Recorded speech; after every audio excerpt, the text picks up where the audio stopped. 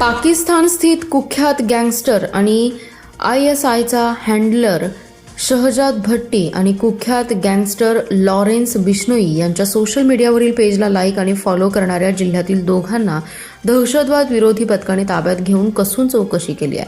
संशयित दोघेजण कवटेमंकाळ आणि तासगाव तालुक्यातील आहेत. या कारवाईने जिल्ह्यात खळबळ उडाली आहे. सोलापूर, पुणे आणि मुंबई ATSने चौकशी केल्याची सूत्रांची माहिती आहे.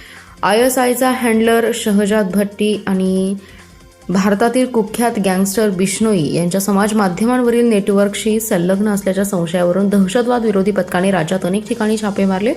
या कारवाई दरम्यान काही तरुणांना ताब्यात घेतले. सांगली जिल्ह्यातील कवटेमंकाळ आणि तासगाव तालुक्यात दोघेजण नेटवर्कशी संलग्न असल्याचे निष्पन्न झाल्यामुळे सोलापूर ATSच्या पथकाने त्यांना ताब्यात घेतलं. मुंबईतील घनसोली परिसरातील एक जण कवटेमंकाळ तालुक्यात भाच्याकडे राहण्यास आलाय. त्याने गँगस्टर लॉरेन्स बिश्नोईच्या सोशल मीडियावरील पेजला लाईक केलं होतं. तर तासगाव तालुक्यातील एकाने पाकिस्तानमधील शहजाद भट्टी याच्या सोशल मीडियावरील पेजला सर्च करून लाईक केल्याचं निदर्शनास आलंय.